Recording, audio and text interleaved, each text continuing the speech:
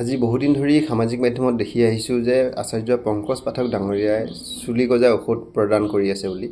তেওঁ জিলাই জিলাই শিবিৰ পাতি ঔষধ প্ৰদান কৰি থকা দেখা গৈছে। মানুহৰো বহুত ভিৰ হৈছে।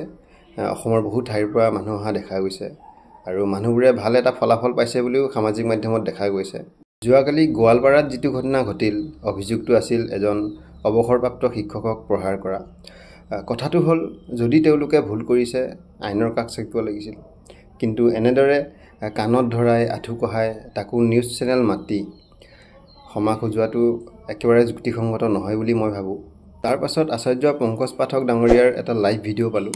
লাইভ ভিডিঅ'টোত তেওঁ ফেকুৰি ফেকুৰি কান্দিছে আৰু কৈছে যে এই কাৰণে মই কাণত ধৰি আঁঠু কাঢ়ি ক্ষমা খুজিছোঁ, যাতে মোৰ ল'ৰাকেইটাৰ প্ৰাণ বাচক।